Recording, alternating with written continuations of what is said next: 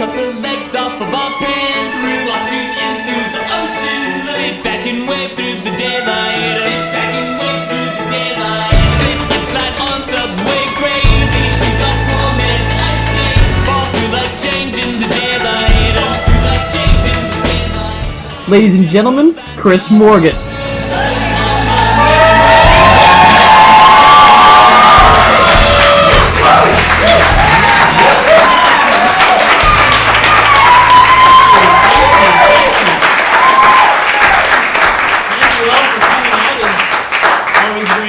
Here in Chicago.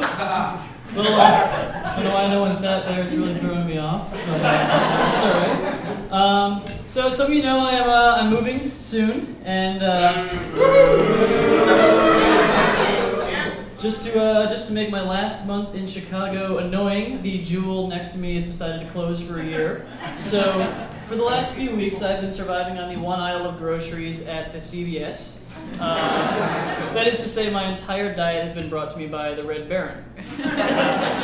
So I decided it was time to go to a real grocery store, make the walk, and so I walked down to the next nearest Jewel, and as I'm walking there, I see a guy pushing a stroller, mind you, with a shirt that says, FBI Federal Booty Inspector, which brings to mind three questions to me. First of all, who would buy that shirt in the first place? Secondly, because you get another chance, who decides that morning that's the message that they want to send to the world? And thirdly, does the booty have to cross state lines to become a federal case? So I get to the Jewel, and out front is the Streetwise guy. For those of you that don't know, Streetwise is the written by and sold by homeless people newspaper. And this is a new Streetwise guy for me. My old guy was always out there. And he could best be described as someone who looks like they would lose a Kenny Rogers lookalike contest, but you still acknowledge should be allowed in the Kenny Rogers lookalike contest. Like, if they were in the top 3, you'd know it was a pretty bad Kenny Rogers lookalike contest.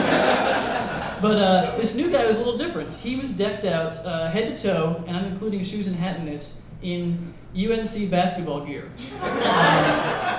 which meant that his outfit was worth several times what mine was worth. And he tries to sell me the Streetwise, and I do what I normally do. I say, maybe on the way out.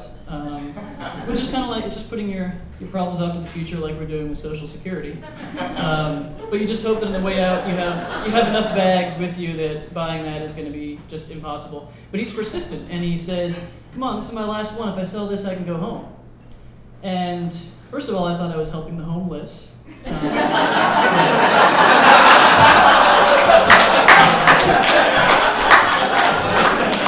I don't want to begrudge the guy at home. I'm glad he has him. But second of all, it was 10 in the morning, and maybe this is wrong of me to say, but I kind of feel like his day shouldn't be over at 10.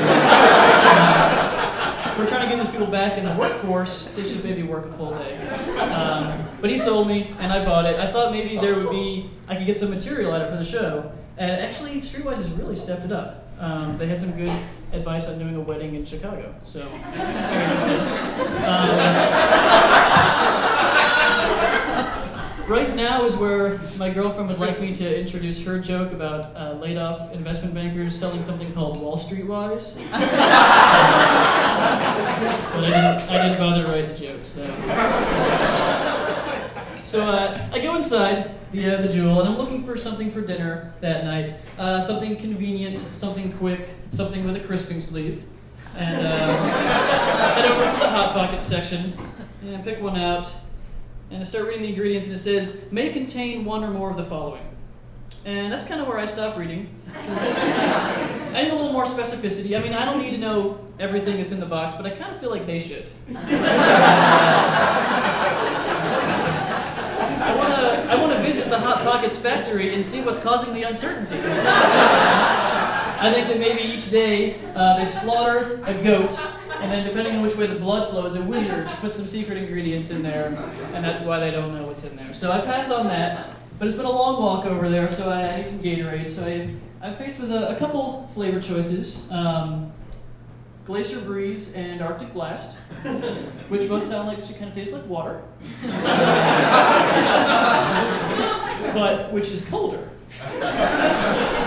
So I go with the Gatorade Blue, because I had a blue tree in my backyard growing up. And I don't think Gatorade's gone far enough with the abstract names. I would like to have the choice between Gatorade Insistence, Gatorade Deductible, and Gatorade Thesis. I would like to know what that sounds like, tastes like.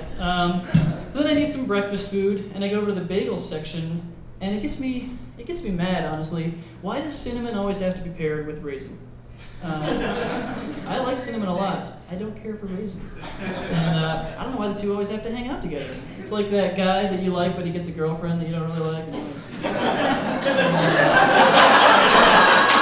You know, I hope that Cinnamon's friends give him nicknames like Benifer and Brangelina to make fun of him.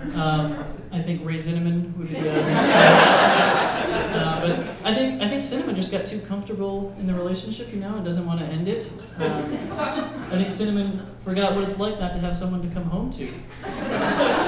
Cinnamon can't remember what it's like not to have a hand to hold, or a back to rub, or eyes to meet. Cinnamon can't even remember what it used to do with all the time that it now spends with Raisin. I love you, Raisin. I wonder if I could get the term brazen as a raisin to catch on. And I think if I spent 5 days a week, 8 hours a day doing this, I still wouldn't stand a chance. But some people seek immortality and eternity in a lot of different ways. Some try to earn their way to heaven. Some become artists so that their art lives on. I try to do the same by getting slang terms to catch on. My friend and I have had some success with using Sacagawea as a slang term for money. Some of you may have heard me do this, but if you haven't, I encourage you to. Some examples to make it easy. I saw Chris Morgan perform last night. A lot of laughs for not a lot of Sacagawea. Or sometimes that's kind of long, you can shorten it. Something like, I took Chris out for a drink after his show and I dropped some Mad Sack at the bar. Anyway, we're still at the grocery store, in case you're following this geographic line of jokes. I got my cart over here with my Gatorade Blue, some plain bagels, and a canister of cinnamon. And I always go to the real checkout, not the self-checkout, because I never remember my Jewel card. And you need to save that 13 cents on that cinnamon. But when you go up there, they always ask paper or plastic. And I go with plastic. I really don't care, but I always act like I'm doing them a favor. Plastic's fine.